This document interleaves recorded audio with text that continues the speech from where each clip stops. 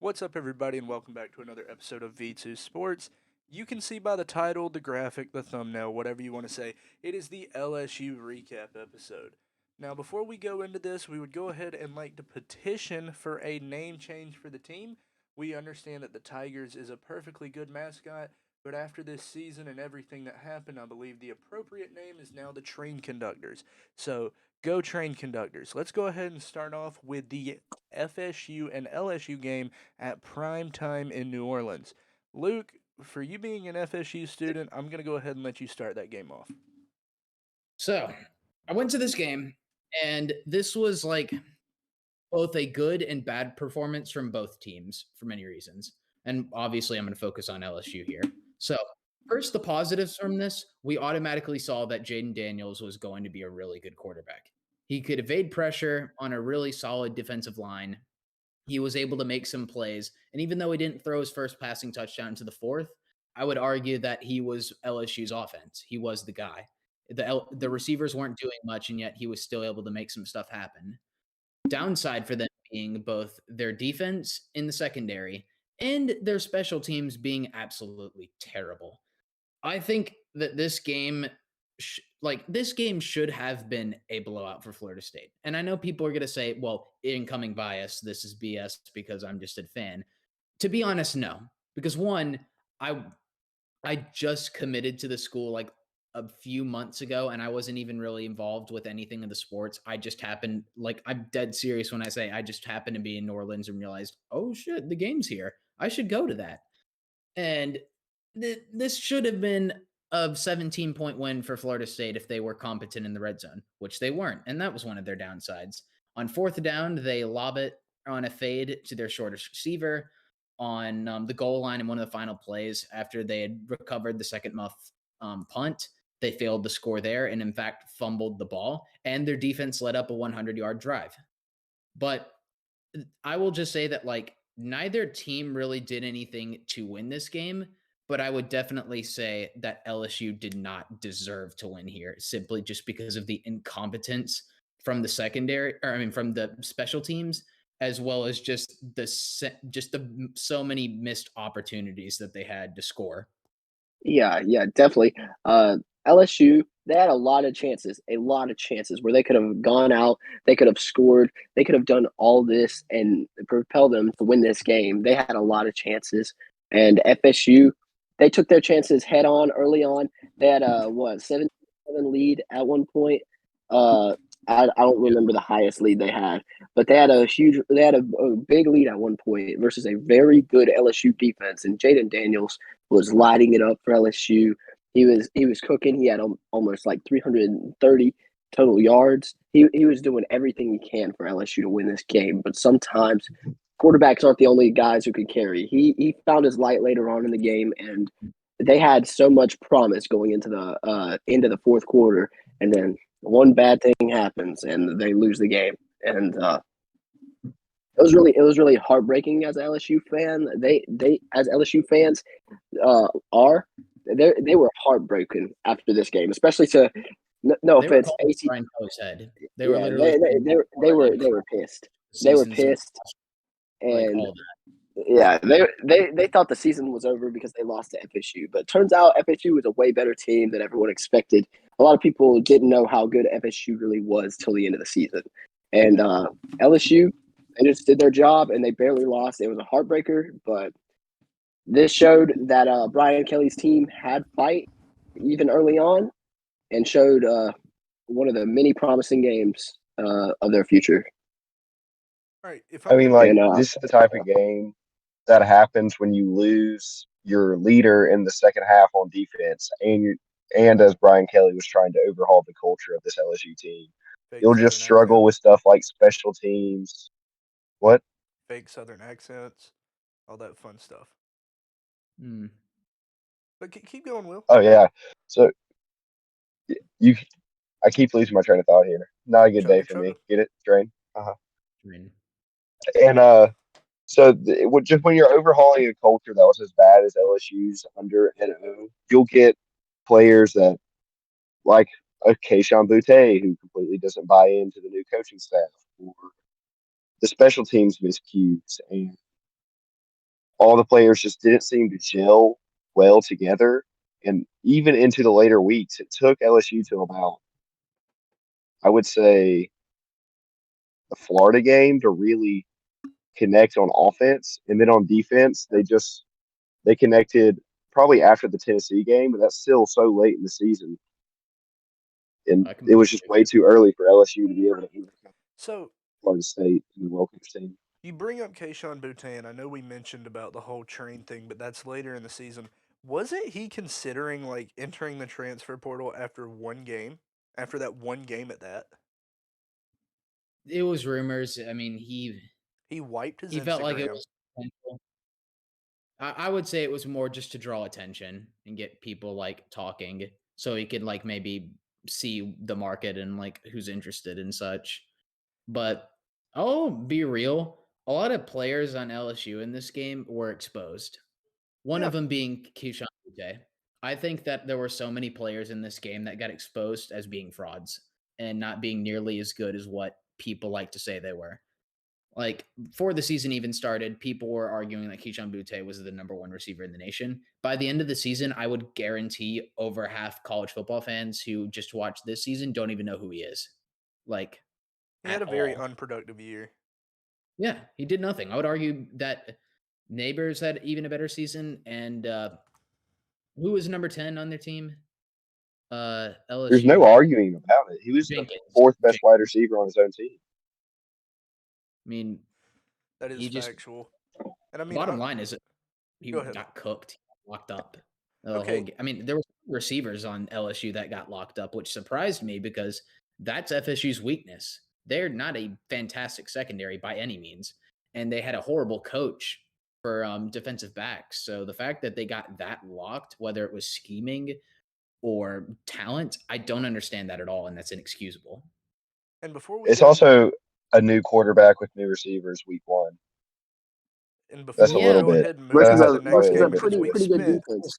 Ball we've in the spent a first decent amount of time on this one, but before we get into the Yeah. next game, let's go ahead and let the reoccurring guest and now full-time V2 employee Philip Mason give his insights on this game.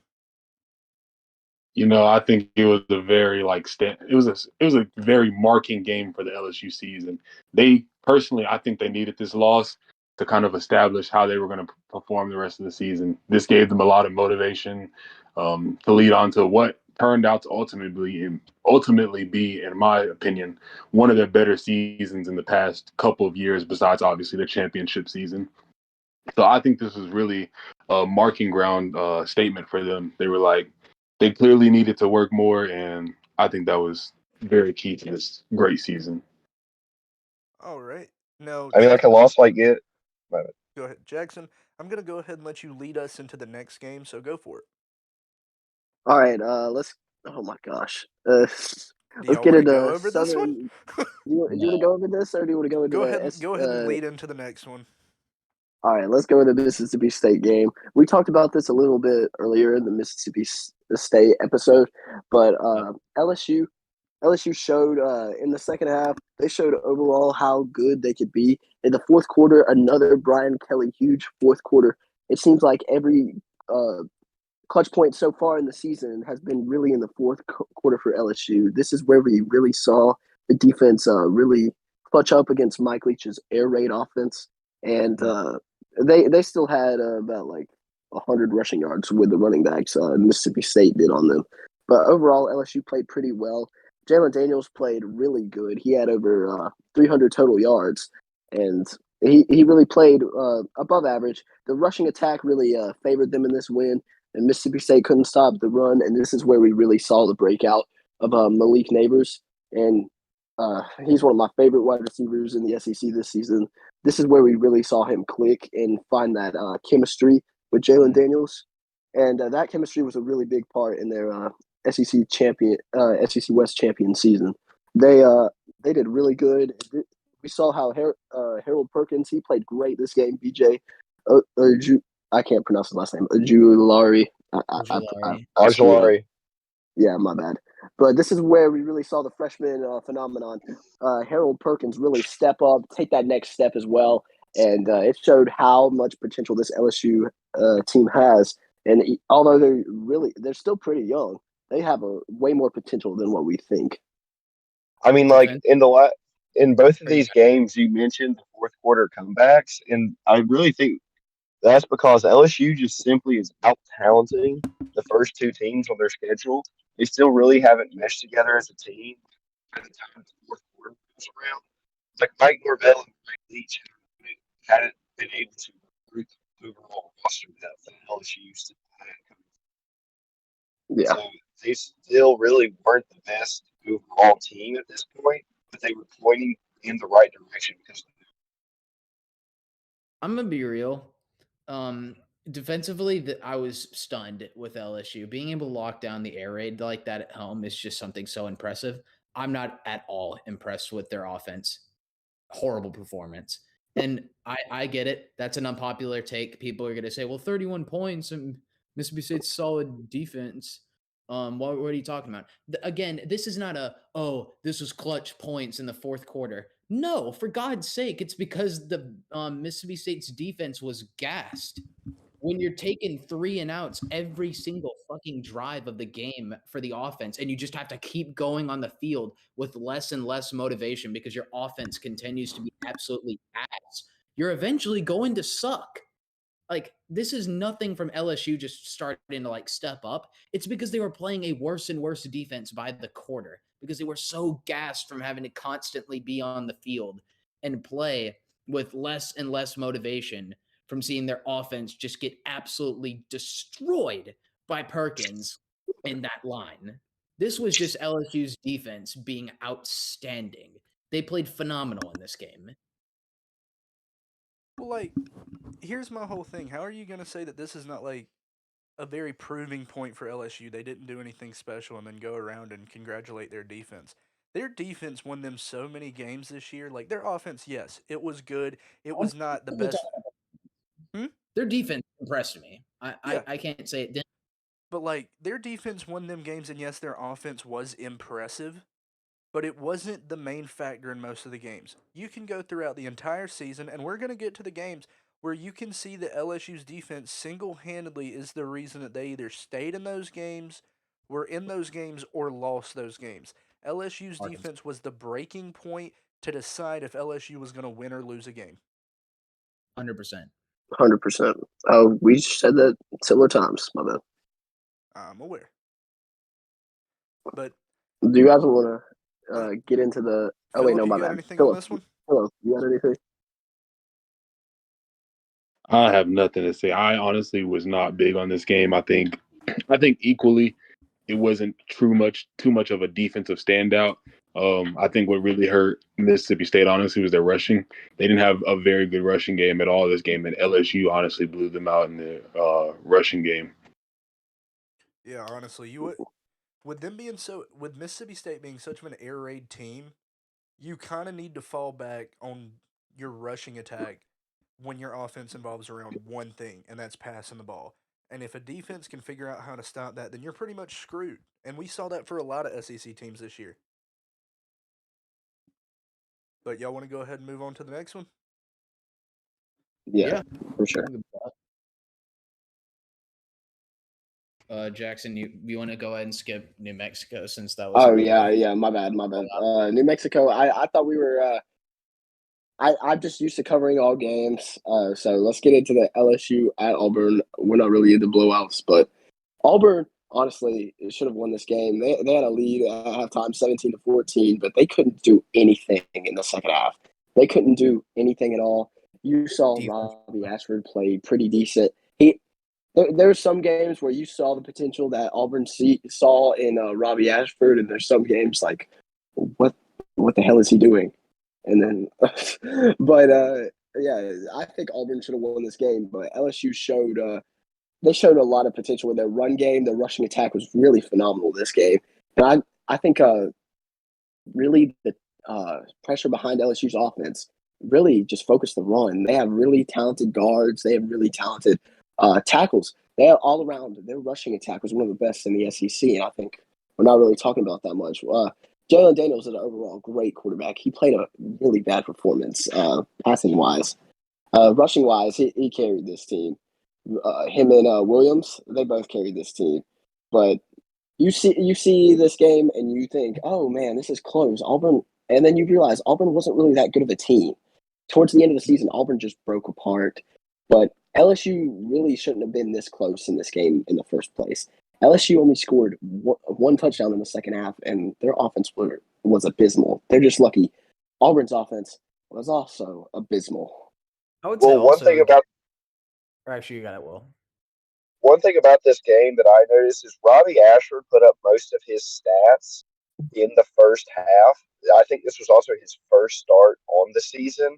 So, and Robbie Ashford was running more of a zone read option, like RPO with like a quarterback run option in it, offense than TJ Finley was. And so there really wasn't much film on what Robbie Ashford was going to do for Auburn. So you really saw in the first half we really popped off in this game. But towards the second half, LSU's defense was able to make the adjustments to be able to slow that offense down. And it's such a run heavy based offense with Robbie Ashford in the game. And they were able to keep the ball away from LSU's offense and do anything else, really just get them out of sync and out of rhythm. But once that offense stopped clicking for Auburn, that's really when you saw Jaron. I mean, once again, said this last game, and I feel like we're going to say it more through this recap. LSU's defense was the deciding factor for nearly every game, whether they'd win or lose. This was a win. I mean, like, in my opinion, when you put up only 21 points versus Auburn, you should lose. That could be just me, but when you're only putting up 21 points versus one of the worst teams in the SEC, you should have lost. And they didn't, because LSU's defense is just really good. I mean, I know that Auburn is not the most impressive offense, but they still have talent. Robbie Ashford was improving game by game, in my opinion, even though I gave him some a little bit of hate. He still was a decent quarterback. They had Tank. I would say they had a solid offensive line. And yeah, the LSU held them scoreless in the second half. In my opinion, Solid guards. In my opinion, playing on the road at Jordan-Hare and holding Auburn, regardless of talent, to no points in a whole half, that's impressive. I'm going to give that props 9 out of 10 times. And this is one of the 9 out of 10. Philip, you got any thoughts on this game? You know, it was personally, I do agree with a lot of the defensive statements about LSU. LSU did have a great defense last season. You know, it's really hard. I mean, that's a game that Auburn should have won any day of the week. The stats, if we go based off stats, Auburn wins by 1 million. Auburn had 337 passing yards versus LSU's 85. I mean, you can't compete with that. That should be at least 4 touchdowns just in passing yards right there. But as you said, LSU's defense is standout, and they held up to the very end, especially in that second half shutout. Yeah, completely agree. Their defense was really phenomenal. Jason, do you have any words on this? I indeed do not. I'm having to work on something right now. All right, let's get into the Tennessee at LSU game. Tennessee absolutely dominated this, really from start to finish.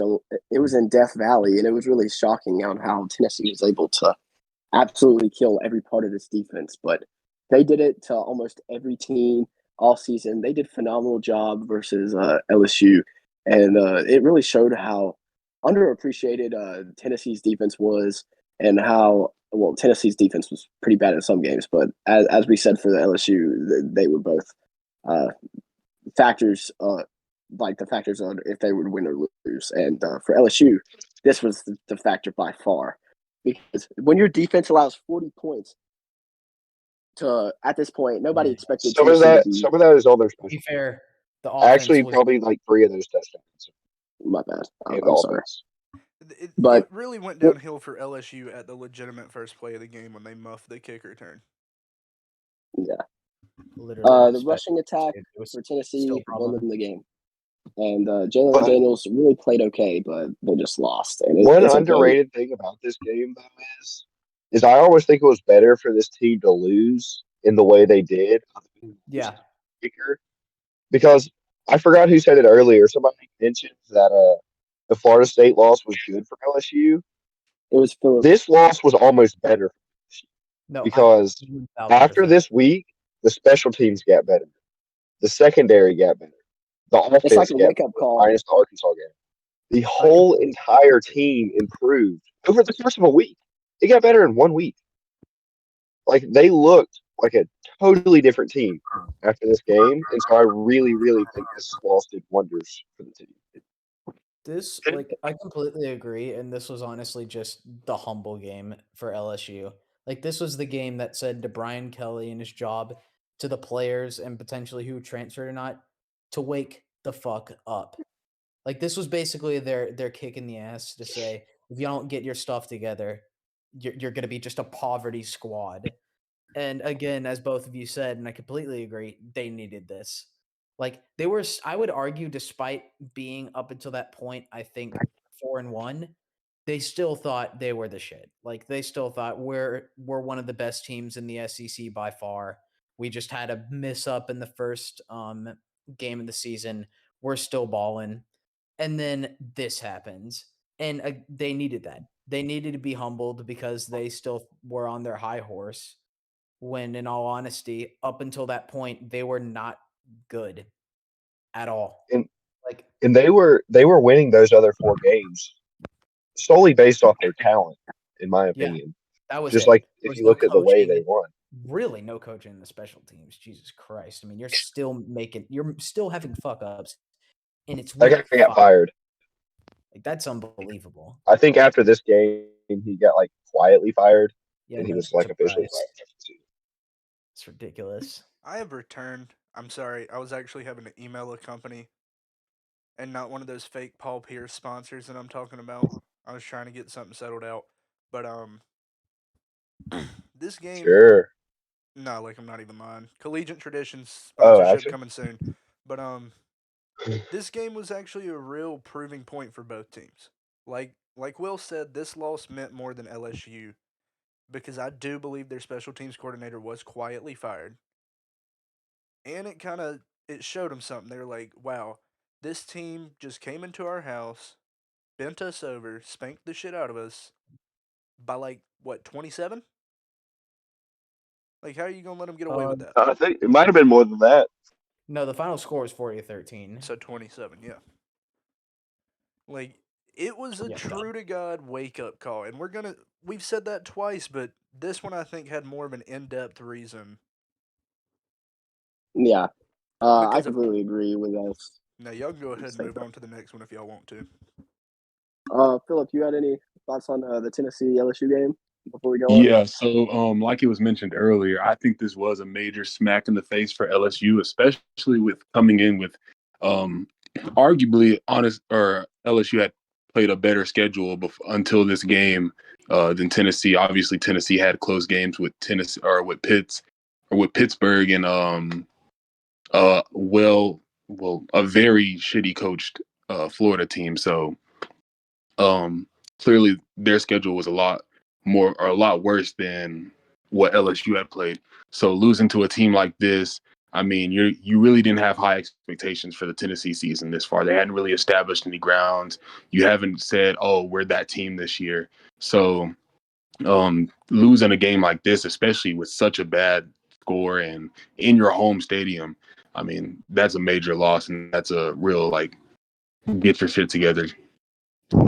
Yeah, Tennessee looked 2 years away from competing on a national stage up until that point, and then boom, it all clicks. Yeah. Let's go into the LSU at Florida game. A lot of people were thinking Florida would pull the upset, especially after the Tennessee game, because some people still believed that Anthony Richardson magic, and he played phenomenal this game. 9 carries for 109 yards. He averaged 12.1 per attempts. He had two touchdowns, but this was really the Justin Shorter and Montreal Johnston show. They really were the deciding factor in this game for the Florida's offense, but LSU's defense. What did you do? Jaden Daniels is the entire reason for that offense. That offense was entirely behind him. 6 touchdowns. I love the performance Jaden Daniels played. He was able to read the defenses perfectly. He was able to read Florida's defense better than anybody could all season. He knew exactly what they were running every play, and it was phenomenal watching this guy cook. He had 6 touchdowns. He was phenomenal, and you finally saw Kayshon Boutte come out of whatever hole he's been in all season, and he played great. When you have a quarterback who had almost 400 yards and 6 touchdowns, and finally step up and build that chemistry with the weapons, and really have that welcome to LSU game, if you want to be it like that, that was phenomenal. But you have to have your defense step up a little bit in this game. As we said, defense was a deciding factor. But I think this was the real game where LSU's offense finally said, "Here, defense, let me take it from you," if you know what I mean. And Florida had a great offense this game. Montrell Johnson, as I said earlier, he played phenomenal. Richardson played really good, in my opinion. And you just outgained them. You had more passing yards, more total yards. You kind of got exposed by the rushing yards, but almost everyone did except for Vanderbilt. So it's all right. You played a really good job, and you won the game. You won the game, and your offense carried you. That's what I'm saying. Right. I mean, Anthony Richardson was trying his best to how do you say this? Become worthy of his top 5 picks draft and hype in this game, and LSU still managed to outscore him. So I mean, like, just a win for the offense. That's all I gotta say. I mean, I feel like y'all are giving a little too much credit to Anthony Richardson in this game, but that's not really the point I'm trying to make, though. But I think this was like one of the most game altering, like season altering games of any game this season for the SEC. Because if that Tennessee blowout doesn't happen and LSU doesn't get their offense together, they don't win this game. Because that 35 points would have absolutely not. destroyed them and they would have lost in Gainesville, which is honestly not even surprising because Florida at home is much better versus Florida away. And if they do lose that game, Alabama is put in the championship versus Georgia. And should they win that, which I'm not going to say they would have because I don't know, but if they did, then they would have been in the playoff. And the whole conversation of LSU even being possible to make the playoff doesn't ever happen.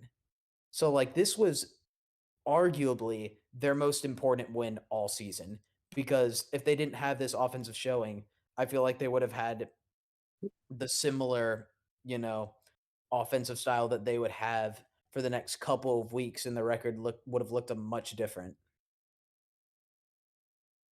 Yeah, for sure. Anthony Richardson deserves all hype that this game proved to him. He is a straight menace on the field, and Anthony Richardson will be the top. He will be the number 2 quarterback in this draft. I'm going back to your statement. Going to excuse me. Anthony the number Richardson 2 quarterback. Anthony Richardson will be the second quarterback taken off the board. So, you think that Houston will take Anthony Richardson? I don't think Houston will run with a quarterback. I think You Houston. are That's wild. insane. That's wild. That's wild. So you got Arizona. The worst take you've ever had. That is legitimately the worst take you've ever had in the history of defense, and they wait until next year to pick up Caleb Williams. That's insane. That's the worst take you've had in the history of this show. Actually, I kind of like that. I think the Titans are tanking. I think the Titans are tanking for Caleb Williams. Honestly, dude, no. Hear him out. You can take Will Anderson. Nobody in there. It serves no purpose. Who would? It actually does. For anybody who does not know how to mock draft, you always, for every successful team in the history of the NFL, every draft for a rebuild always starts with a quarterback. Every time. You never pass on a quarterback, which means they will take Bryce Young. It is the Texans franchise. You just gave them too much credit to know how to run an entire organization. You forget they trade away. No, but I also like Will Anderson's scheme. A literal I also like Will know Anderson's what to do here. Like, this is the most easy decision on the planet. They will take Bryce Young. If you want to say Anthony Richardson goes to Carolina, I'm not even going to say that's an awful take. I won't. Because it is the first overall pick. I think CJ Stroud will go to Carolina, but honestly, I could see Anthony Richardson going to Florida simply because of the whole going to Florida comparison. He in ways he was like that. Going to Florida, go Gators. Huh? He's going to go back to Florida. He's going to forgo the draft. Is that what you're No, saying? that's what. Yeah, screw it. But I was saying it's like I could see him even going first to Carolina, even though I do think it's going to be Stroud. I could see that happening because of the whole Cam Newton comparison. But I'm so certain that Bryce Young will go to Houston. Like All it right, is let's get off of like NFL set in talk stone right Yeah, now. thing that let's go everybody ahead and move. believes. Anybody know how many more games we have left? We're like halfway. I can actually tell you. Let's get into that Ole Miss game where they win 45-20 and finally show that Jackson Dart is a Great shit. win. Showed Ole Miss they were frauds. Showed that Jackson Dart was not good. Showed that Jaden Well, Daniels is the Judkins had guy. a great game. Well, Judkins had Judkins an always excellent has good game. games. This is Judkins also a always game that LSU really missed Mason Smith because Judkins just ran all over them. But That's true. And still, then he had Jackson nice Dart, running back combination. 19 for 34 and an interception. That's terrible. Like, yes, he had 284 yards. That doesn't mean anything. Unless you're putting Going scores on the against board, that LSU. those yards don't mean Like shit. LSU had like walk-ons in the second and third string of their secondary playing in the fourth quarter in this game. So the fact that those are where Jackson Dart's yards come from, The fact kind that of they scored 21 in the fourth is even more impressive. But this Yeah, was a really good game for the Tigers just because it's given Jaden Daniels now a streak. He's starting to win some more games. He also put up 5 touchdowns, another really good performance both from the ground and through the air. And just it looked like this was one of the first games where like both the offense, the defense, special teams, everything was a unit. One singular unit that Brian Kelly finally had under control. I it's would like they agree finally that clicked. Florida was the turning point, but I feel like this was the game where everything was connected, like for one. Because even though Yeah, you were at home, giving up 20 to Ole Miss is not bad at all. I will not clown on that. Defense played oh, solid. They didn't play outstanding, but they played solid. That is nothing to be ashamed of, giving up only yeah. 20 points. Malik Heath absolutely toasted them, but it's all right. You still only allowed 20 points. Jackson Dart's still a horrible quarterback, and I think most of Malik Heath's arguably the production worst. came in the first and fourth Yeah, quarters. So really that stepped should up in the take away first half, but like as soon as LSU found their way in the second quarter, it was all Tigers from there. It was all they all did Tigers. was load the box. They literally just loaded the box for Yeah, the second quarter, and Ole Ole Miss Miss has no stopped defense. producing. Ole Miss has no. Well, they had an all right defense, but LSU did what they had to do. Jaden Daniels was him, and Philip, what's your takes on this game? I have no takes, honestly. I can not give you anything.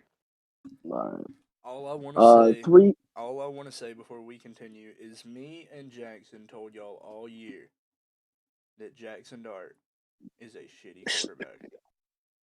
He should have been the backup. Most people agreed, right? I mean, I know No, I joined late in the show. no, No, they nobody. hated They on gave us. it. Okay, let me give you the rundown because it was people who were here before you and while you were still here. You have Rush telling me and Jackson that we're wrong. You had who was it? Jaron was telling us that we were wrong, and a couple other people. Like we were straight getting Well, bitched for our take. And guess who's Rush Jason laughing and was now? Jackson, Rush was I will riding say on this, Dart. Jason and Jackson, thank you for doing God's work. You were I welcome. really appreciate you keeping the stability and the credibility of this show. That was a fantastic take from both of you. Well done. Thank you. I appreciate it. I appreciate that so much. I knew it from the first game. The first game I saw Jackson Dart in Lane Kiffin's offense, and I'm like, God, All right, I listen. didn't where's that where's All early, right, the all right, but I y'all. told All right, listen. We are kind of pushing it on time, so let's go through this Alabama game because it was very important, and then let's try to speed run the rest of their season. Yeah. All right. Bryce Young played amazing for Alabama, but Alabama overall played great as a whole. But LSU really stepped up in the No, late they seconds didn't. of Alabama's the late terrible. second Alabama, halfway through. dude. No, I'm not saying their I used. defense. I'm I saying their have I have a offense. picture in my camera roll. Alabama was running Jaheim Oates and nose tackle where he should be played, and then they had two edge rushers lining up My as 3 bad. and 5 techs, and then they had another edge rusher in like a 7 tech. They didn't even have anybody on the other side of the tackles. They were running the most wild defensive scheme imaginable in this game, and that's one of the only reasons that LSU was able to win this game, in my opinion, Because if Alabama actually committed to stopping LSU's rushing attack, this game could have gone sideways pretty quickly. 1,000%. Will is spitting. Also, And on top LSU, of that, they I want to thank you for the accumulated $22 you won me from penalties. Jackson for this game. I appreciate that. So nice of y'all. This was one Did of you Jason's predict Pete Golden's picks shit here. show? I was one of the people, I think at least, who said this, but point is, like, everybody in the V2 chat was saying, like, from the chat to the on-air team, all saying that like that Alabama was gonna win, and then I think Jason was like the only person who took LSU. And he got it, and everybody was just so stunned after. We were like, "What the fuck just happened?" I No.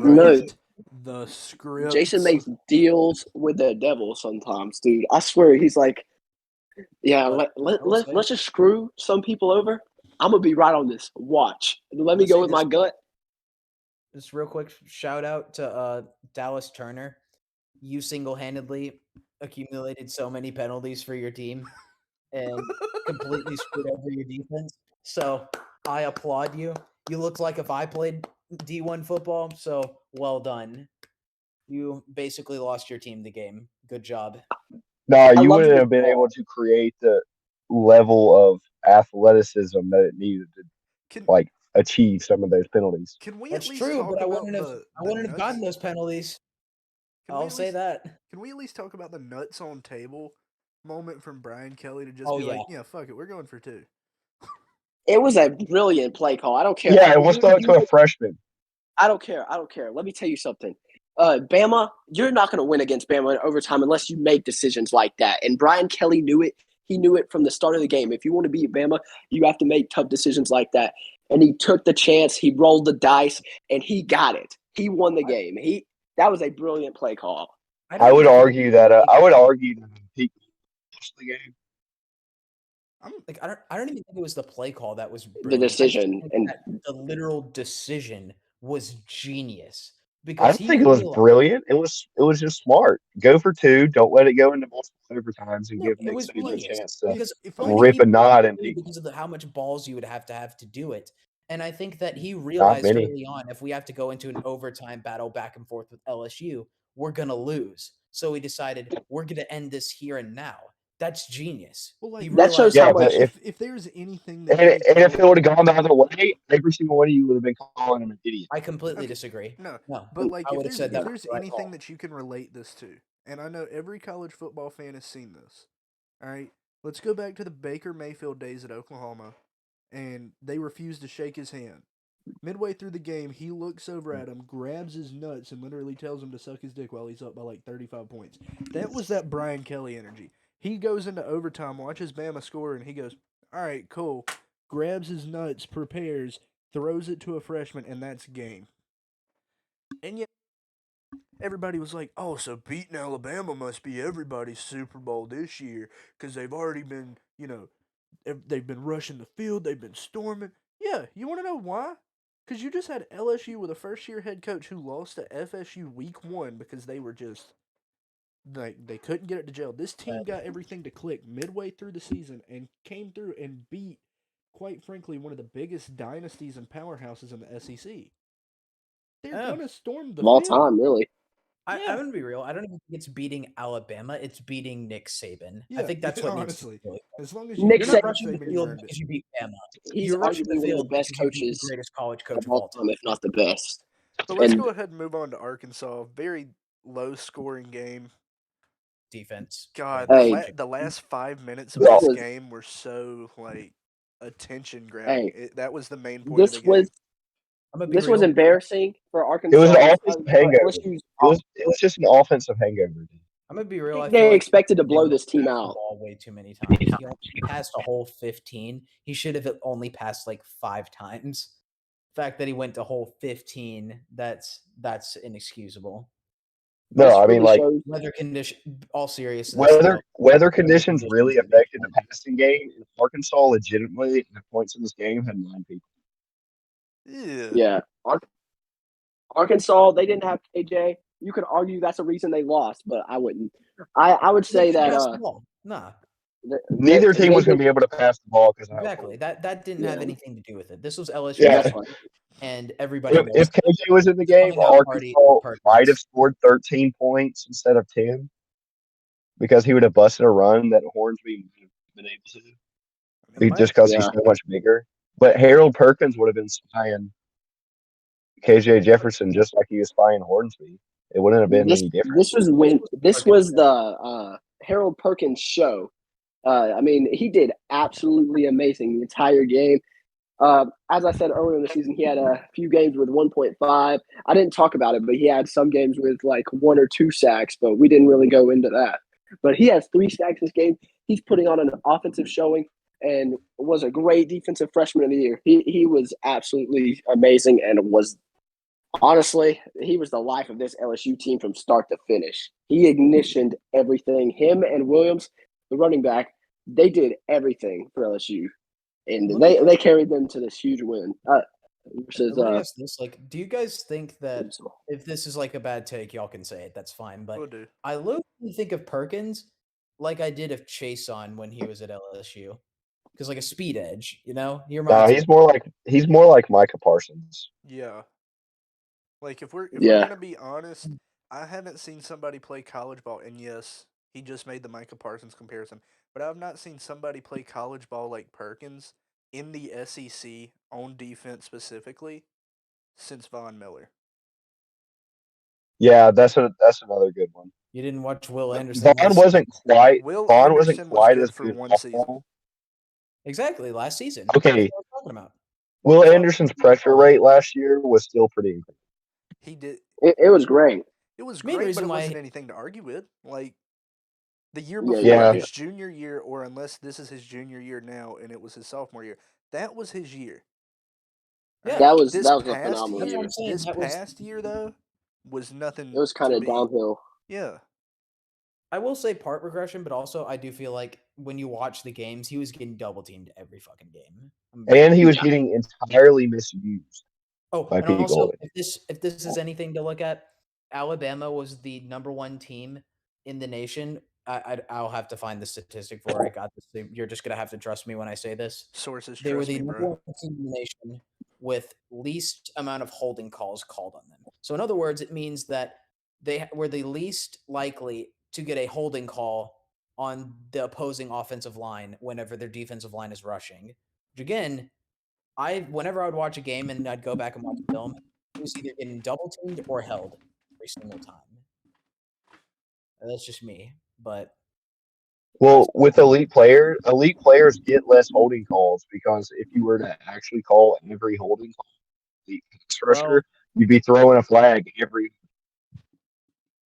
I'd also say that elite edge rushers end up getting 2 people on them because that's how much they account for, 2 bodies. Yeah. And they still deserve holding calls. All right. But Listen, we need to move on to this. We're not going over UAB. Let's just go ahead and move on to Texas A&M. Oh, Yeah, Texas A&M. Okay, Texas A&M this dominated. has more to do with Texas A&M than LSU because Texas A&M up until this point had 11 games of shit shows to show on offense, and then just randomly against LSU, everything clicked. Connor was making every read in Jimbo's offense that a college freshman should not be able to make.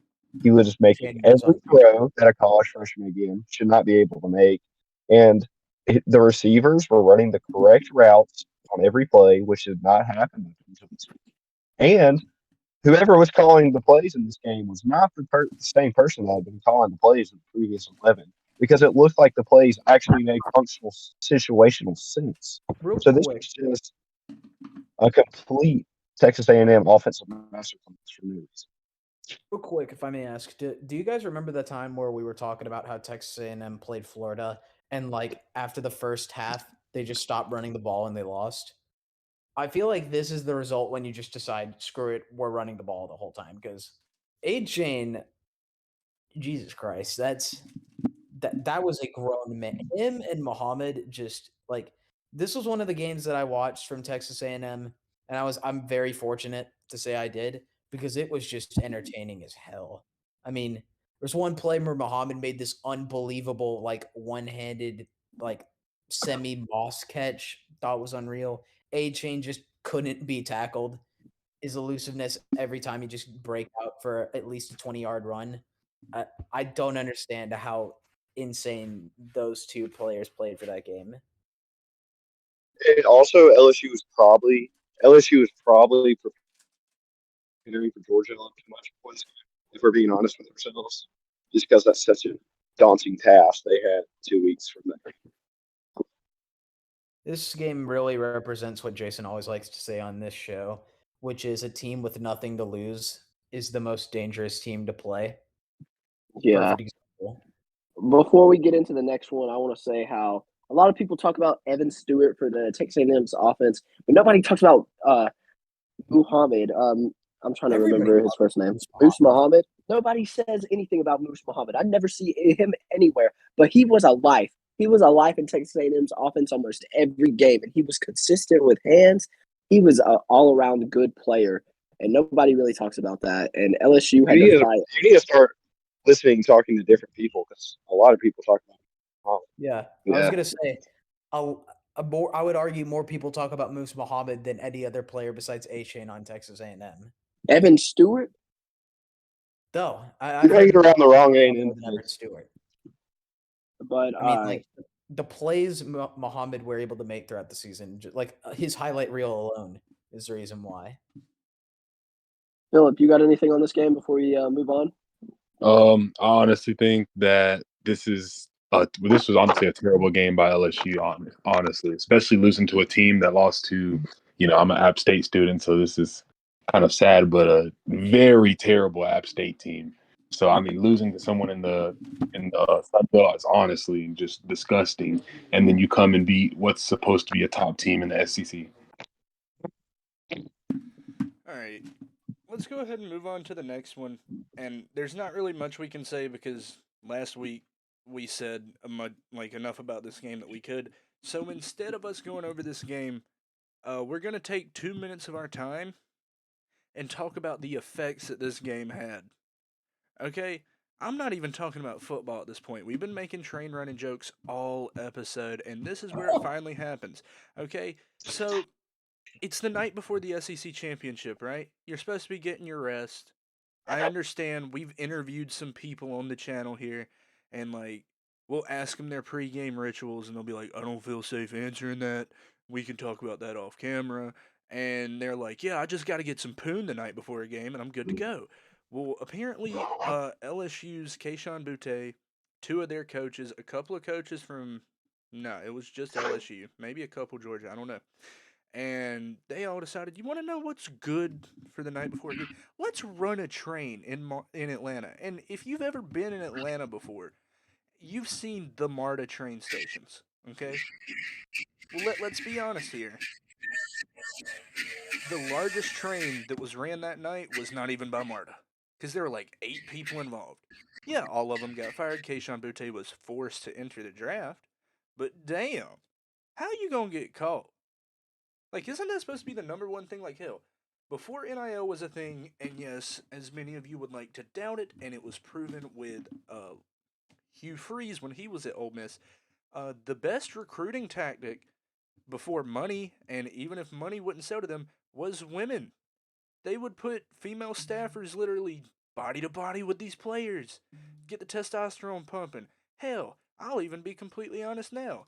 Y'all know I used to cover Tennessee back during the Jeremy Pruitt days, when McDonald's bags wouldn't cut it. There were female staffers who were sleeping with recruits on the golf carts that would transfer them or transport them around campus to do their campus tours. This is what colleges do. And as much as you would like to deny it for your college has probably done it as well. So, if there's any flag that should be given here, yes, it's a funny situation. But if there's any flag that should be here, it's mainly the fact of getting caught. Because each and every one of the people that's in here, your college still probably does it, even with money, because there is no way in hell that your college is pulling 5-star recruits with like $250,000. Because you've got schools out here offering upwards of $5 million, and you're over here, oh, we signed him to a we signed him to a $250,000 contract for all 4 years, and he's a 5-star edge rusher. Yeah, nah, he is fucking somebody on that recruiting staff. So, whatever you Feel do. called out. What'd you say? I said I feel called out. You should. Now let's go ahead and move. Jeez, do we really have to talk about their bowl game? Don't we normally skip the bowl game? We usually do, yes. God. Yes. So All right, so as we leave God, y'all with dude. the sign off, as always, this is the last stop on the train. V2 has some more episodes to get done. And remember, check out our website. There's 2 to 3 articles posted daily. Check out our TikTok. It's been catching some friction recently. And make sure that you check out all of our sponsors, Dubby, SeatGeek, Collegiate Traditions soon. And Collegiate Traditions is going to be perfect for you SEC fans because that's all they sell. Yes, they are branding and extending into other conferences, but their main thing is SEC gear. And it's like nice stuff. And this isn't me being like profiling, but most of our people that listen, and I understand most of the people that shop from their website, are frat guys. So congrats, this is the shop for you. We're going to be getting a discount code out to you soon. That's pretty much it. We had a sponsorship that we talked about last week, Prize Picks. Prize Picks has since fallen through because they want to have some issues with some things that go on with our podcast. So that's completely understandable. More respect to them. And as always, we've got all your SEC sports on tap. We're staying classy. Anything else? Anybody want Jackson? Can I get you to do the last little bit? Which part? You know which part. Oh, God. Good morning, good afternoon, and good night from the V2 crew. Choo choo.